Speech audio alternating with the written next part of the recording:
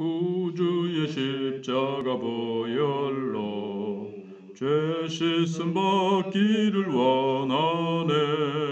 내 죄를 씻으신 주 이름 찬송합시다.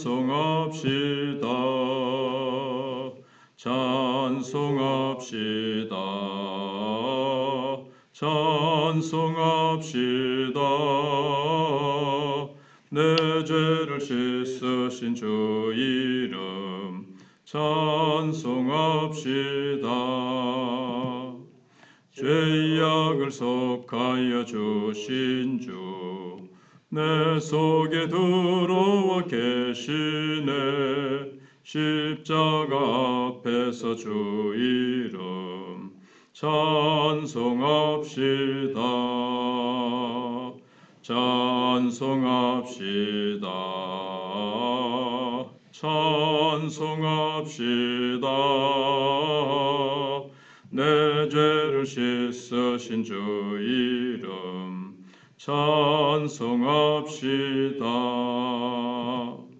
주 앞에 흐르는 생명수 날 씻어 정하게 하시네. 내 기쁨 정성을 다하여 찬송합시다. 찬송합시다. 찬송합시다. 내 죄를 씻으신 주 이름 찬송합시다. 내 주께 회개한 영혼은 생명수 가운데 젖었네. 흠없고 순전한 주 이름 찬송합시다. 찬송합시다. 찬송합시다. 내 죄를 씻으신 주 이름 찬송합시다. 레위기 8장 10절로 12절입니다. 모세가 관유를 가져다가 성막과 그 안에 있는 모든 것에 발라 거룩하게 하고 또 제단에 7번 뿌리고 또 그 제단과 그 모든 기구와 물두멍과 그 받침에 발라 거룩하게 하고 또 관유를 아론의 머리에 붓고 그에게 발라 거룩하게 하고. 아멘. 오늘은 제사장을 위한 제사입니다. 아론과 그의 아들들은 제사장의 옷을 입고 기름 부음을 받았다고 해서 저절로 제사를 드릴 수 있는 것이 아니었습니다. 제사장은 자기 자신이 또한 죄인이기 때문에 남을 위하여 제사 드리기 전에 자기 자신의 죄를 용서받는 제사를 드려야만 했습니다. 이것이 인간 제사장이 드리는 제사의 한계였습니다. 인간인 제사장은 자기 자신이 죄인이기 때문에 자기를 위한 제사를 먼저 드려야 됐고 또 소나 양의 피로 제사를 드리기 때문에 죄인들이 가지는 이 양심의 가책을 덜 수는 있지만 양심을 완전히 깨끗게 할 수는 없었습니다. 결국 하나님의 아들이 오셔서 완전한 제사를 드리는 이것은 이제 그림자, 예표에 불과한 것입니다. 그래서 아론과 그의 아들들이 자기 자신을 위하여 드린 제사는 이제 세 가지 제사였습니다. 첫 번째가 이제 14절에 나오는데 모세가 또 속죄제의 수송아지를 끌어오니 아론과 그의 아들들이 그 속죄제의 수송아지 머리에 안수하고 보통은 이제 번제가 기본적인 제사인데 제가 속죄제를 소제라고 잘못 말한 것 같네요. 속죄제입니다. 보통은 번제가 기본적인 제사고 속죄제는 이제 다 태우지는 않습니다. 우리가 앞에서 공부해 본 대로. 그러나 제사장의 속죄제는 일반인의 속죄제와는 달랐습니다. 속죄제는 일반인은 콩팥, 기름 이것만 태우죠. 그런데 제사장의 이 속죄제는 번제와 거의 같습니다. 번제는 다 태우는 거잖아요. 그래서 보통 속죄제는 콩팥, 간, 기름 먼저 불에 태우고 나머지는 속죄제를 드린 제사장이 가졌는데 제사장이 드리는 속죄제의 경우에는 내장은 단위에서 태우고 껍질이나 고기는 또 바깥에서 태웠습니다. 왜 제사장의 속죄제는 일반인의 속죄제와 비중이 다른가 하면 일반인의 죄는 전에도 말씀드린 대로 수도로 비교하면 집에 있는 수도 꼭지가 고장난 정도입니다. 근데 제사장의 죄는 수원지에 가 고장난 거나 마찬가지죠. 수원지의 수도관 자체가 고장난 것과 같습니다. 그만큼 제사장의 죄는 그만큼 일반 백성의 죄와 아주 그 비중과 차원이 다른 거죠. 그래서 제사장이 되는 첫 위임식 속죄제는 그야말로 수원지의 물을 일반 가정으로 개통되는 순간과 같은 것이기 때문에 개인의 속죄와는 달리 아주 중요하게 취급을 했습니다. 예. 그래서 모세는 죽인 짐승의 피로 제단 네 귀퉁이에 발라서 제단을 거룩하게 했습니다. 이처럼 제사장이 속죄제를 드린 순간부터 제사장은 다른 사람을 위한 제사를 드릴 수 있게 됐습니다. 우리는 다른 사람의 영혼을 위해서 말씀을 전하는 노력도 해야 되겠지만 언제나 자기 자신의 영혼을 죄에서 깨끗하게 하는 것도 중요합니다. 그래서 사도 바울도 자기가 언제나 자신을 복종시키는 것은 남에게 복음을 전한 후에 자기 자신이 버림을 당할까 두렵기 때문이라고 했습니다. 지옥 간다는 얘기가 아니라 어떤 상급으로부터 제외될까 봐 그런 말씀이죠. 그래서 어떤 사람은 너무나도 주의 일에 열정이 넘친 나머지 자기 자신의 영혼이 죄에 빠지고 유혹에 빠지는 것을 생각하지 않다가 나중에 큰 시험에 빠지는 일들이 이제 많이 있죠. 그래서 큰 교회 목사님들도 아주 능력 있게 큰 일을 하다가 그냥 그만 잘못된 범죄에 빠져서 어느 날 사라지는 것들을 보게 되는데 주의 일만 열심히 하다가 자기 영혼을 돌아보지 않은 거죠. 그래서 우리는 다른 사람을 건지는 것도 중요하지만 내 자신이 끝까지 죄나 유혹에 빠지지 않는 것, 이게 참 중요합니다. 우리는 천사가 아니라는 것을 기억하고 우리는 하나님이 아니라는 것, 우리는 죄성을 가지고 있고 우리는 한계가 있는 연약한 죄인이라는 것을 늘 기억하면서 죄인이면서 죄인들을 도와야 되기 때문에 지나치면 나 자신도 죄에 빠질 수 있다는 것을 기억해야 됩니다.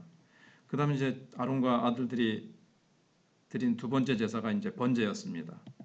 이 번제는 제사장에게 가장 중요한 제사고 위임식을 하고 나면 하루에 두 차례씩 계속적으로 상번제라 그러죠. 아침 저녁으로 앞에서 배운 대로 20절 21절에 있는 대로 수양의 각을 뜨고 모세가 그 머리와 각 든 것과 기름을 불사르고 물로 내장과 정강이를 씻고 모세가 그 수양 전부를 제단 위에서 불사르니 이는 향기로운 냄새를 위하여 드리는 번제로 여호와께 드리는 화제라 그랬는데 이 번제는 제물의 모든 것을 남김없이 다 태우는 거죠. 인간의 죄에 대한 하나님의 진노가 이 번제를 통해서 완전히 태워서 없어지는 것을 말합니다. 하나님은 불이신데 우리 인간은 하나님의 거룩하심을 감당할 수가 없습니다. 그러나 불이 불을 감당할 수 있습니다. 성막에서 드리는 이 작은 불이 하나님의 진노의 불을 잠잠하게 할 수 있는 겁니다.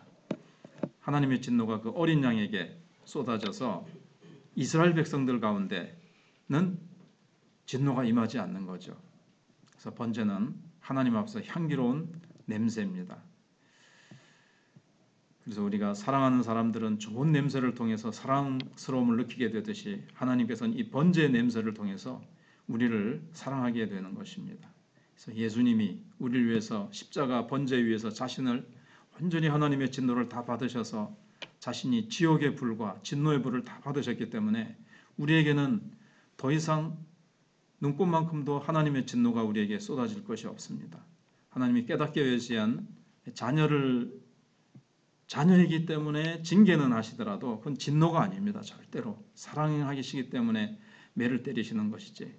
그래서 아론과 아들들이 그 다음에 이제 세 번째로 드린 제사가 위임식 제사였습니다. 이건 이제 제사장으로 위임하는 것을 나타내는 제사였습니다. 화목제와 비슷한데 좀 다른 점이 있다면 수양을 잡은 후에 그 피를 제사장의 오른쪽 귓불, 오른쪽 엄지손가락, 오른쪽 엄지발가락에 바르고 남은 피는 단 주위에 붓는 것이었습니다. 여기 이제 의미가 있습니다. 하나님께서 기름 부으신 제사장이라고 하더라도 제사장도 인간인 이상 사람의 말을 듣기 쉽습니다. 근데 오른쪽 귓불에 피를 바르게 하심으로 사람의 말을 듣지 말라고 하는 겁니다. 힘센 정치인이나 왕이 얘기한다고 해도 하나님의 말씀에 어긋나면 듣지 말라는 거죠. 나중에 아하스 왕이 외국에 가서 멋진 이방 제단을 보고 와가지고 대제사장에게 내가 그리운 대로 해라 했을 때 그 말을 굴복을 하죠. 그 나중에 유다가 망합니다. 그 말은 굴복하지 않았어야 되는데 그 다음에 이제 손가락에 피를 바르게 한 것은 성전에 있는 것들이 그 기구를 팔거나 성전에 보면 일반 백성들이 이제 막 제물을 가져오고 하나님께 바치는 것들을 막 가져오는데 그거를 건드리면 안 됩니다. 그 다음에 엄지발가락에 바르는 것은 하나님께서 가지 말라고 하신 곳에는 가서는 안 됩니다. 가야 되는 곳, 가라고 하시는 곳에만 가야 되는 거. 자기 발을 지키는 거고 자기 손을 지키는 것을 결국 말하는 겁니다. 그래서 세상 이야기, 사람 얘기를 너무 많이 듣지 말고 그 다음에 또 가지 말아야 될 것은 가지 말고 그 다음에는 여기 보면 위임식 제사를 한 다음에 그 화목제처럼 하는데 화목제는 고기를 나누어 먹잖아요. 근데 제사장의 이 화목제는 나누어 먹지 않고 그걸 하나님께 또 다 드립니다. 왜냐하면 제사장은 백성들이 제사장에게 고기를 드리듯이 제사장들은 자기들의 제사장인 하나님께 이걸 드리는 거예요. 그러니까 나눠 먹지 않고 하나님께 드리는 거죠.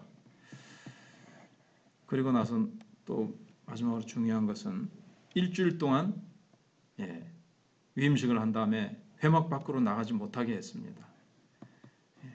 그래서 이제 우리에게 적용을 해본다면 다 여기 35절에 있죠. 너희는 7주야를 7일 밤낮을 회막문에 머물면서 여호와께서 지키라고 하신 것을 지키라. 그러면 사망을 면하리라 했는데 이제는 일주일을 참지 못하고 밖에 나가면 안 됩니다. 바깥 소식이 궁금하고 세상이 어떻게 돌아가나 궁금하고 정치가 어떻게 돌아가나 궁금해도 일주일 동안은 딱 멈춰야 되는데 결국은 하나님의 제사장은 세상의 어떤 그런 것들, 물론 우리가 지금 텔레비전도 뉴스도 듣지 말라는 뜻이 아니라 세상의 헛된 것에 귀 기울이지 말고 오직 하나님의 말씀에만 귀 기울이고 답답하고 힘들어도 우리는 교회가 말씀 따라서 제사장의 사명을 감당하고 교회는 교회로서의 사명을 감당해야 됩니다.